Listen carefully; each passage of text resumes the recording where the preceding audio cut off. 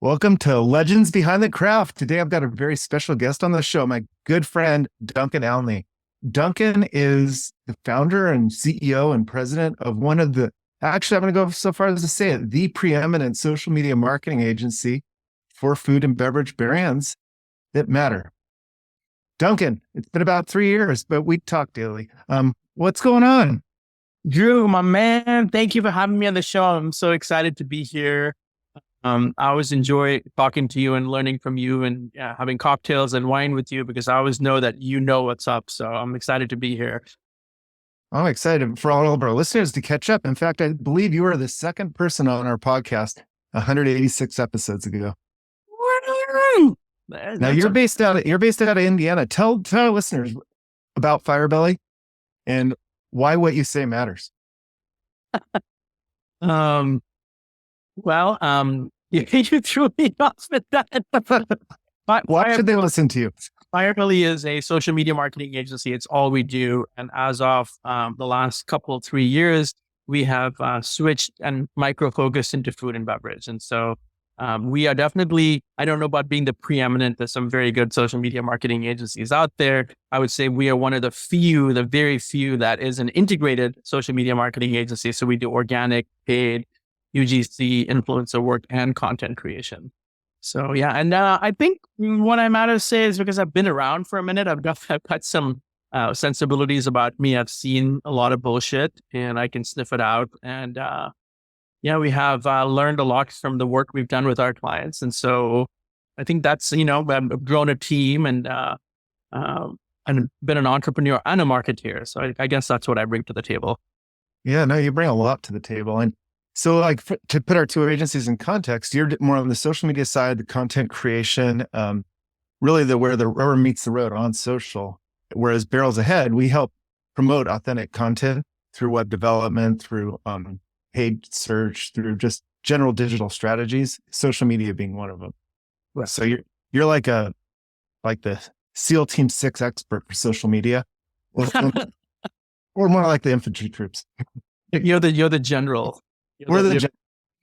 You're leading why are we doing all these wars? I don't know. Well, it's the time. I think it's an interesting space, right? And so being in food and beverage, we work with several different beverage categories, wine being one of them. We've worked with some larger wineries and, in the recent past, we worked with Justin and Landmark, and we've been working for a few years now with Noble Wines, several of their brands. So yeah, it's a very fun space. I don't work on any of those clients myself, or our team does, but I'm aware of what's going on, and social is very important. Yeah, and over the years, it's really evolved. So next week I'll actually be speaking at a conference. This will probably be out after that, but I'm talking about lo-fi marketing and social media engagement, and thought, why not just start the discussion now, fine tune the dialogue, and figure out the latest going on with social. ROI specifically, like how wineries, if you're a winery and you're going to put stuff out on social, of course you can just throw a picture up here and there, track your followers, track engagement. But over the years, as social media has evolved, what advice do you give to wineries for how to track the ROI in their expenditure there? ROI, of course, stands for return on investment. And so the typical perspective on return on investment is, financial. Okay, I've spent so much, what do I get back? And somehow over the years, there are some parts of marketing, broadly speaking, that are sort of exempt. They're like the consulate personnel in DC who can park anywhere without worrying about a ticket, right? It's like somehow public relations, billboards, product placement, those are sort of like exempt to all the normal rules of marketing. It's like, hey, I invested so much. And the other piece is that it's not just the investment in terms of dollars. We should also look at the investment of like energy and time, right? But we typically don't. But so return on investment, when I think about return on investment, it's by stage of the funnel. What's your return on investment that you spend on awareness? What's the return on investment, into engagement? What's the return on investment into conversion and sales in general, offline sales, and then how do you bring it all together? So, there is also subcategory numbers, right? Like return on ad spend. Mm-hmm. So as opposed to return on marketing investment. But I think I'll divide it up into, the first one that I think is sort of like untouchable in terms of like it should never be messed with is the value of credibility. Mm. How do you value being credible in a world that is, never mind millennials and Gen Zs, but, alphas will be buying wine in a few years, right? And so it's an increasingly younger thinking demographic. And so whether we like it or not, they're using where, you and I in our 50s are using Google as a search engine, they're using TikTok as a search engine, right? And so going to Instagram or going to Facebook to gauge the personality of the brand, to look at the products is something that who would have ever thought that would even be a thing in wine, right? It's like winemakers make great wine because that's what they want to do. They don't really typically, cave to consumer buy-in. They're producing a wine and that's what they're going to do. So the first stage is awareness. It's like, hey, how aware are you? And if people are aware of you, are you credible?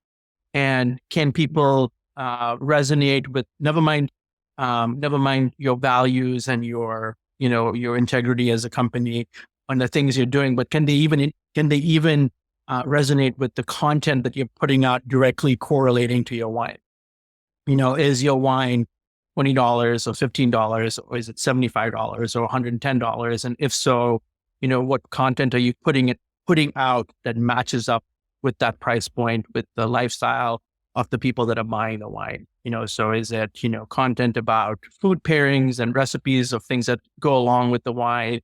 Or is it, a contest? Or is it some kind of a question that gets people going? But now we're going from awareness and reach into engagement. And then engagement, there's passive engagement and there's active engagement. So passive engagement to me is clicking like, although I guess passive engagement would be, you could debate whether watching a video is passive or active because you have to commit to the video.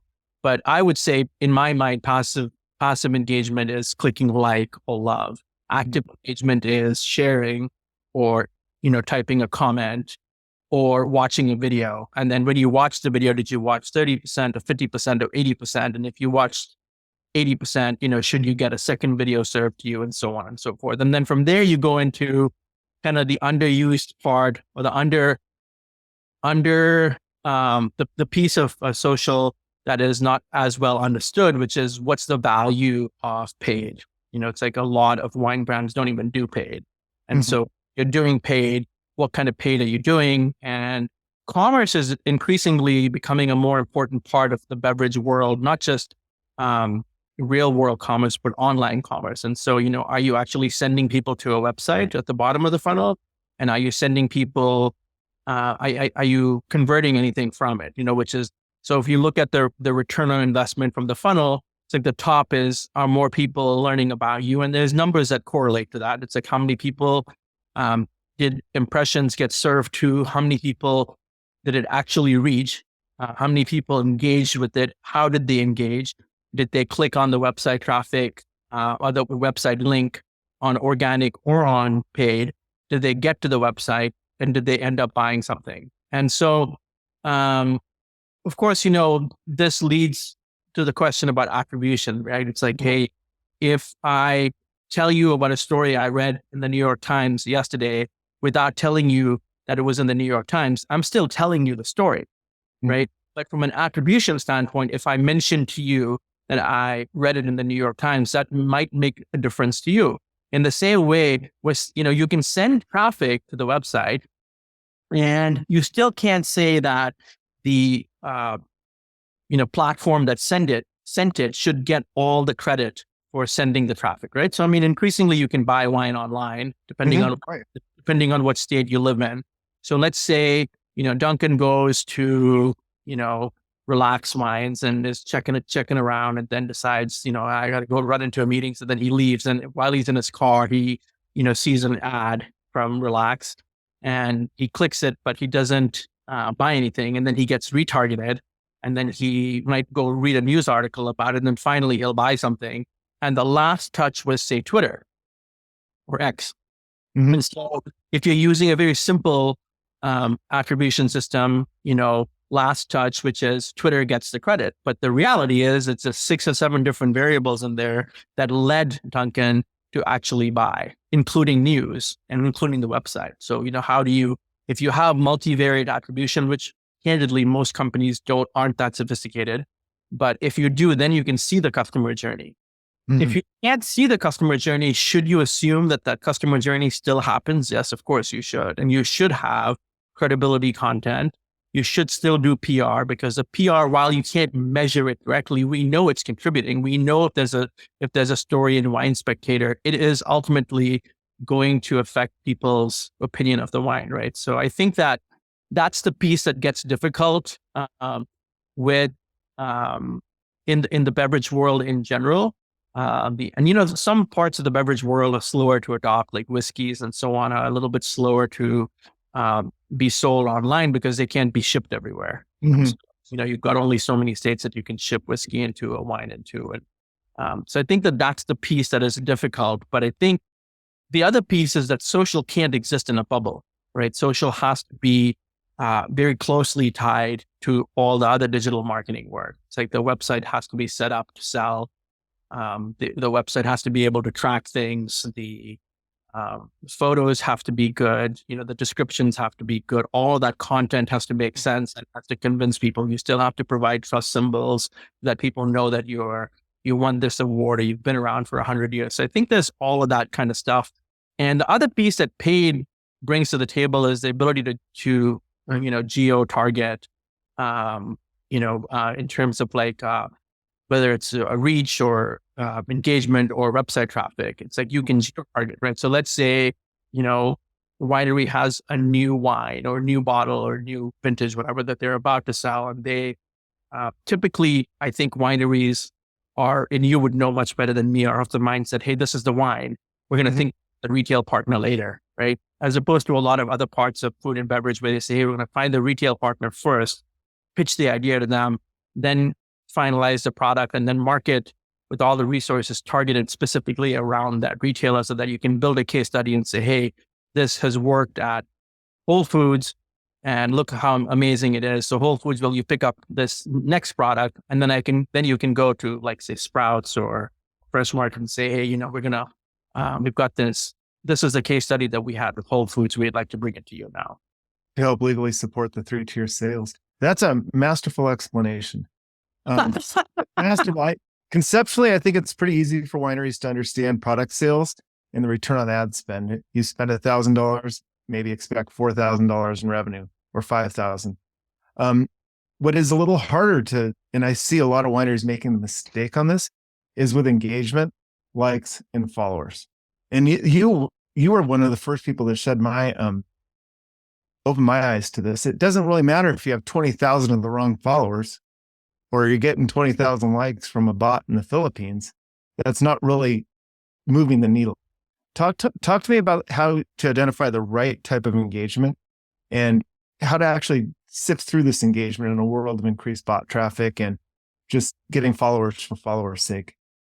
Yeah, I mean, we've seen those pictures of the iPhone farms, right, where it's all automated. So it's interesting. I mean, there's tools out there that can help you kind of decipher the makeup of your audience. So, not just geography, which is certainly helpful, because if you've got, let's say, 20,000, and we're just dealing with this actually with a beverage brand where they have 30 something, 76 something thousand followers, or maybe it's 100,000 followers, but only 76% of them are authentic. So do we know if they're bots or if they're, some whatever is not authentic, but we know that only 76% of the audience is really valid. And so then, you have to recast the numbers and say, and explain, to the higher ups and say, hey, only 76% of this is actually valid. So if I got 100 likes on one piece of content, that is based on a foundation of only 76% of the actual foundation. So the numbers are actually always higher than they seem because of that fake following. That's really difficult. But engagement is a tricky game in general, right? I mean, you see like massive brands like, McDonald's and Coke that have like shit engagement, Mhm. It's because who knows what the reason is? People are inundated with content, or they're just not paying attention to McDonald's content or Coke's content, or the content isn't reaching them, or the content isn't the right content to begin with, or it's too long, or it's published at the wrong time. There's so many damn reasons for low engagement, right? So, then you can buy engagement too. So you can like run, ads, for lack of a better term, to make sure that, you're getting, on people's radar, the people that have a history of engaging, you're getting on those people's radar. And then you can kind of blend,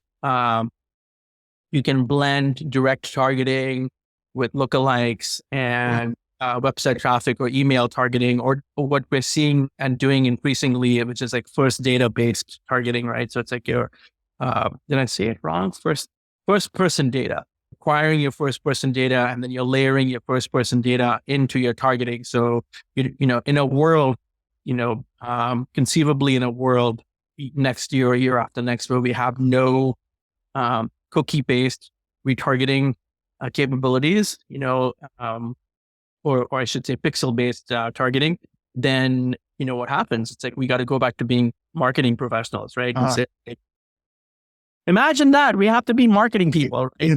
Yeah. People have to do marketing. What? Rather than manage the pixel. Talking about pixels, and let's do a hypothetical here. So you've got a client, smaller client, not McDonald's, but like a winery that does 3,000 cases, like a very small, and they've got a budget to hire an agency, but not really to engage in any paid strategies through you, but to really just generate a really good organic content. How do they measure that ROI? And is the agency fees in there? How do they, what advice and what sort of KPIs do you give them for that? I mean, I think that's a really great question. And I think that many wineries are sophisticated to know, that organic social is as important as the tasting room. Mm-hmm. So it's like, you don't typically find wineries skimping on, artwork or the furniture, in the experience of where people are coming in to taste the wine, right? Well, most of them skimp on their websites. They'll spend $1 million on the landscaping and $3,000 on their website and wonder. Right. That's exactly right. To quote Neil Meyer, that's exactly right. I think that the piece that we're starting to see, and again, there's such a small population of wineries that we infinitesimally, I didn't say it right, minute that we work with, where you're seeing that credibility isn't really a question, right? And so coming back to your question, how can wineries see return on investment from their organic content? Correct? That was the original question. Yeah. I think you have to see it as you have to stay on top of people's minds. Mm-hmm. Otherwise, forget about you, right? So whether it's social, email, or mobile, which I think in most brands are guilty of kind of a woeful effort into email and mobile. And the brands that are doing social don't do a very good job with email and mobile. Now, I'll tell you one brand, not a wine brand, but one brand that is so on top of their mobile is Fellow. It's a coffee company. It's a high-end coffee company. And man, I get a text message from them every week. And I click the message every week too, which of course they know that I'm clicking on the link. So it's probably the reason why I get so many messages. I go to the website and I'm like, okay, so now they just launched an automatic pour over machine. And so you don't have to actually stand there and pour it because I love standing there and pouring it. But if you didn't, I do too. I have my Chemex every morning, and it's like almost like a meditated ritual. How slowly drip in the boiling water.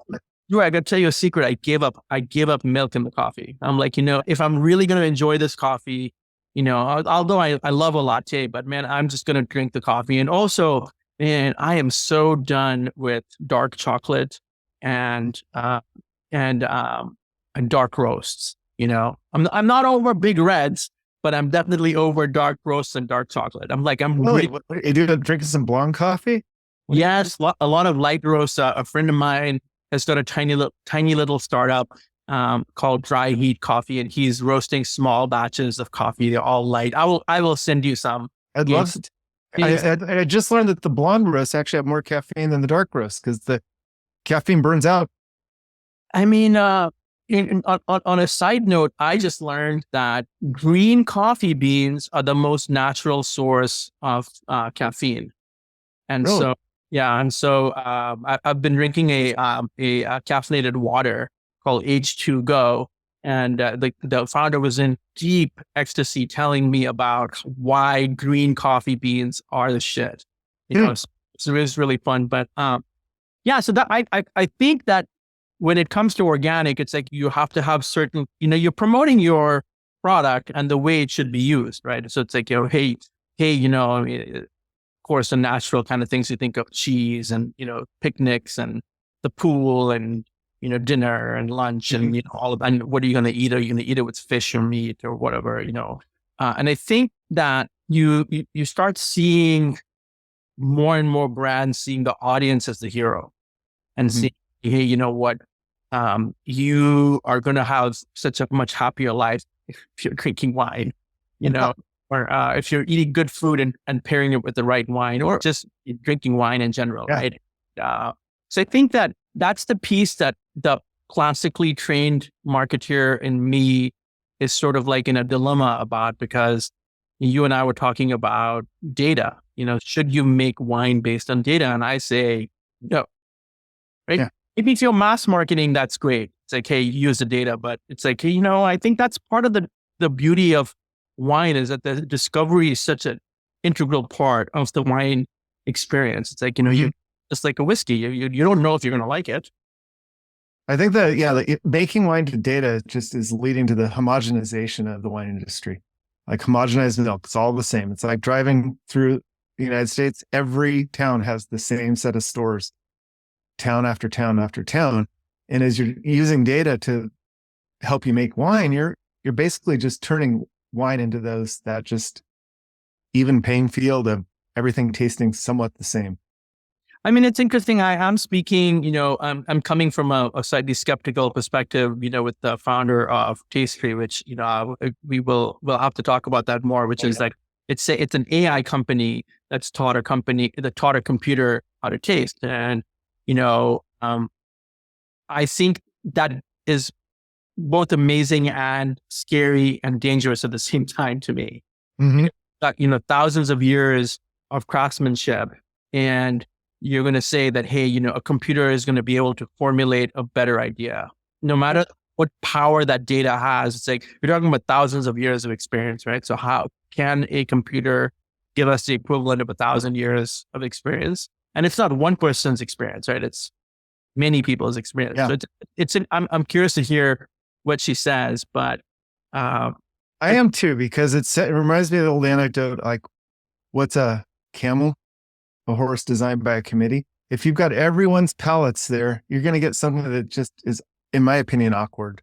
And that ties into kind of our biggest focus at Barrels Ahead is on lo-fi marketing right now. And I'll be mentioning a little bit about that. And it's a concept that's, I think everybody intuitively understands what it is. It's the unfiltered, it's the authentic, and it's the antidote to what I see as this overpolished AI world where millennials, Gen Zs specifically, are very skeptical about what's true, what's actually, are they being deceived, or are they just being shown a pig with lipstick on it? Whereas lo-fi, you cut right through that. And I think social is one of the best avenues for that. How do you guys incorporate that, or is that a tactic that you're doing at Firebelly, or is it your core service? I know you've got a great studio set up. I mean, thank you. We just have launched our little product studio, which has been amazing from an efficiency standpoint, and also from a, sort of like creativity on demand standpoint, being able to go shoot without, having to do extensive setups and moving stuff and all of that. But I think it's an interesting question. I'm going to answer it in kind of a laborious way.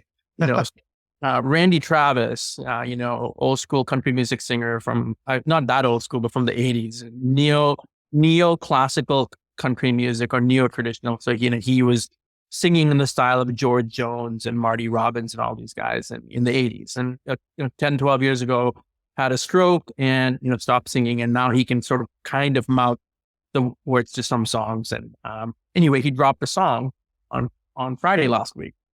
It's a brand new song, never been heard. And so the question is, it's like, what percentage? And I think they were addressing it last Sunday. I didn't get to follow up on it. The question is like, it's obviously they taught a computer how Randy sings. They wrote a new song. The music's all, 100% real, but the singing is presumably via AI, right? Mm. So I was asking our mutual friend, Lisa Larson Kelly at Quantius, and say, hey, what do you think about this? And she was like, we are definitely heading into a world where labeling is going to become important. And that's the question I asked. Should this be like, should we have an organic label for music, right? It's like, because this is not Randy. It's blessed by Randy, but it's not Randy. So different than Tupac, right? Tupac put a new track out. It's like not blessed by Tupac, but it's like, so what are the different kinds of labels we have? And by extension, we have to do the same thing with wine, because if we're using AI formulas for wine, should we be saying that this is wine generated by AI, not by humans? And also, should we, because we want to protect all the people that are generating wine, right? They're producing wine the old-fashioned way and are not using AI and not just buying, four grapes, a blend of four grapes to do what they're doing. So, and on the other side, the creators, we want to protect creators who are making 100% organic content as opposed to, machine generated content. So I think I don't know that I answered that. I think the original question was, do we use AI? We do use AI. Not so much AI as I think we need a blend of like highly polished, pro photography, completely on brand. Like your website needs to look tight. You don't want to, in some industries, like if you're in the manufacturing industry, you can get away with like throwing up your product and looking like it's just DIY'd. But I think in the wine industry, you need a polished front end of the site. But yes, then to support that, you need to show the people who you are. You need to show that there's an actual human behind this business, and humans have flaws.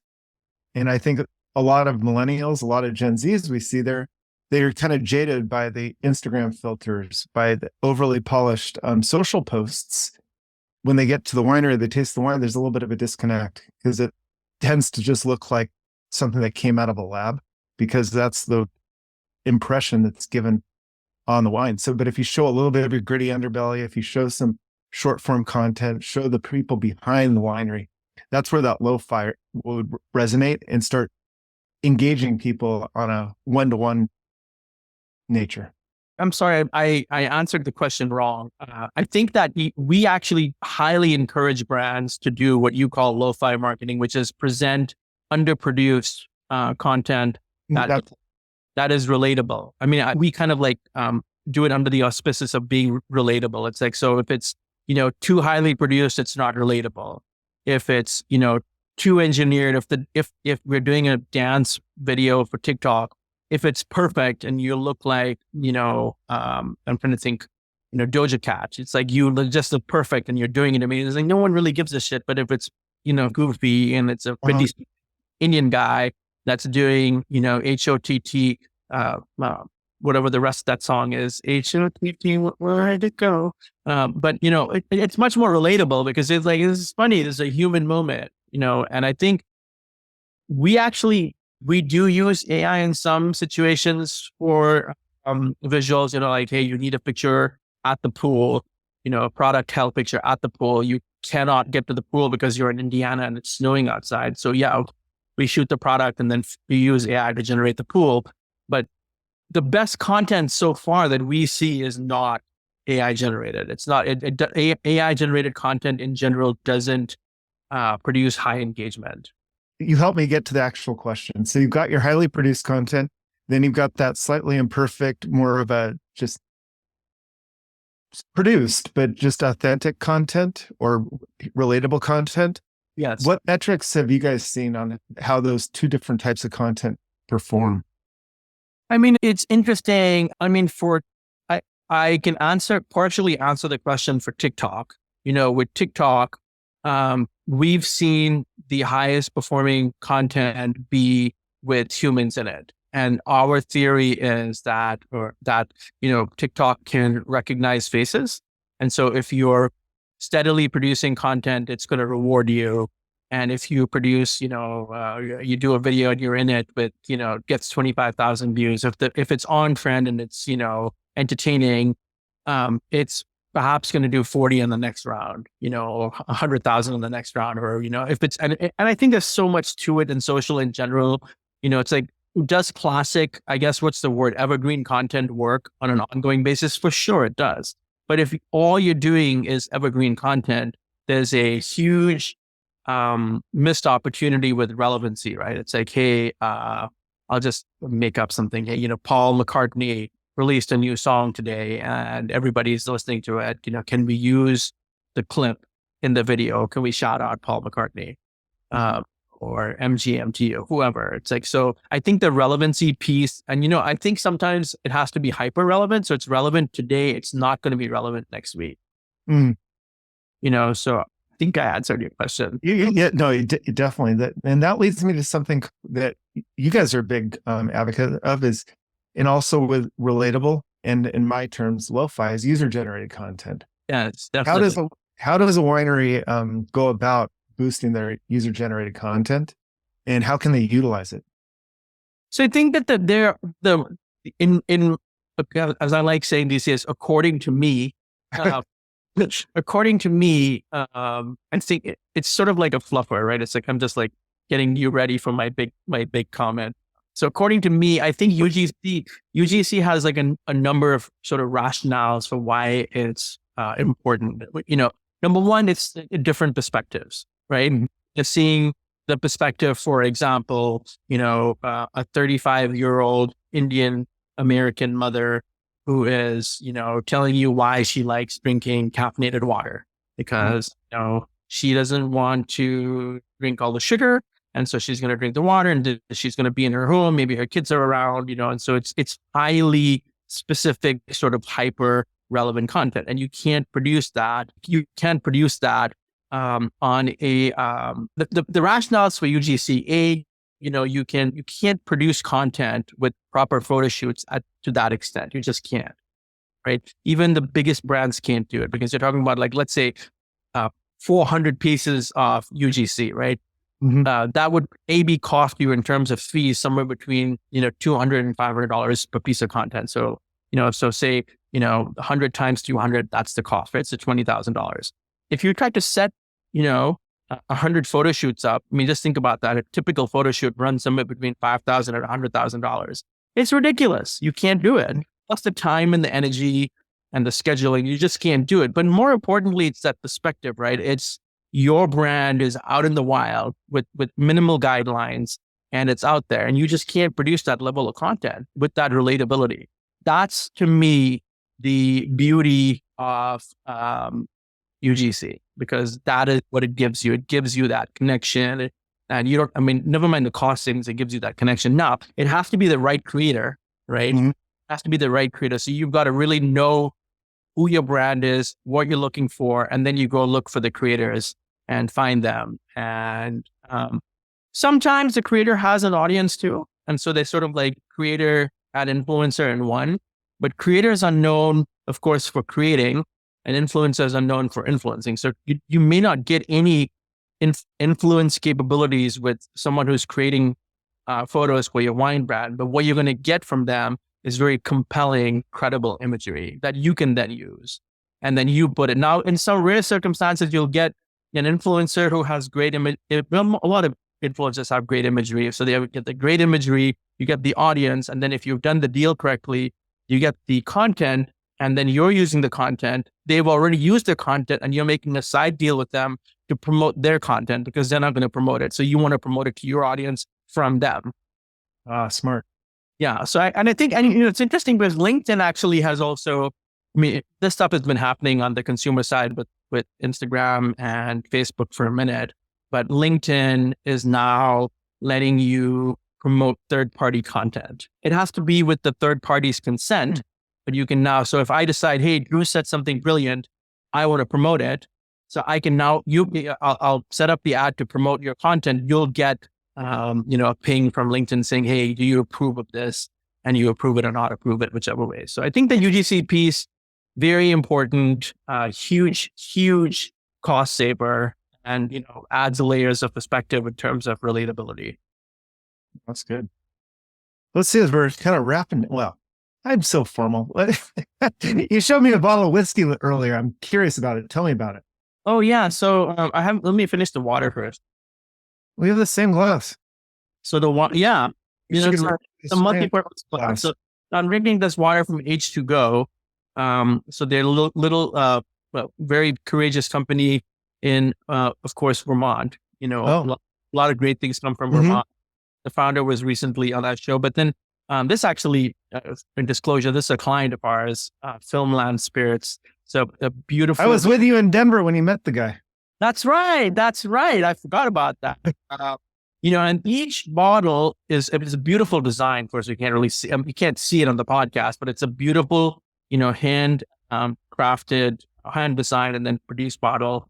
And each bottle has its own script, and they're all sort of like B grade science fiction movies, and they invent the characters, and the founders are really cool guys. And this particular one is actually not a bourbon; it's a rye. And it's just like I need to send you a bottle. I mean, you're part of the reason we started working with them, since you drove me to that meeting. I remember. It's delicious. Yeah. That's good. I'm glad you're working with them. I love the idea of having the movie poster. Back in the day, we are in a different agency I ran. Our branding was a deck of cards, and it was 50 movie scenes. Oh, wow. It all had to do with a frog. I think I have. Oh yeah, right here. Like here is frogs on a plane. Oh, that's amazing. Frogs. But what's interesting? You said you haven't done Legends of the Craft podcast in 3 months, but I mean, you're doing an exceptional job today, and we're doing all the right things. We're talking about fun things. We're hanging out. We're giving Chef Frog on a hog. Frog on a hog. We got the frog matrix. The frog matrix. I like it. Yeah, well, that was back in the design shop, but it was funny. I still think about that. That's similar to the whiskey card. I got the whiskey hiccups. Uh-oh. Oh, no. We didn't, one thing I want to just go back to mention, we talked about purchase intention. And I know that our clients, beverage clients, tend to work with Micmac, who I was mentioning earlier. It's a platform that specifically helps with acceleration, and, it ties in with commerce, and specifically looks at purchase intention. And then it tracks, I'm doing a very surface job of what Micmac does, but, beverage industry isn't without, valuable support tools that perhaps didn't exist, 10 years ago. It's interesting because I think that we're seeing a lot of, wineries, of course, whole different situation. I've seen some really interesting approaches in the wine world, like smaller organizations that are buying, the juice from elsewhere and then marketing it. There's no winery. There's no vineyard. There's nothing. It's just a brand. Interesting to see that kind of agility, and another one I came across where it's just an eating experience. And by the way, they have wine, and they'll put you in the wine club. I talked to them last week, Gentleman Farmer Wines, and in Napa, and essentially like it's a food experience with the owners of the brand. And then, by the way, they have great wine too. And so then you're there to eat, you have this Michelin level experience. And then, there's also great wine. That sounds fantastic. Have a great day, Duncan, and everyone else that's listening. Hope your day is working well. Thank you. See you later. Thanks for listening to the Legends Behind the Craft podcast. We'll see you again next time, and be sure to click subscribe to get future episodes.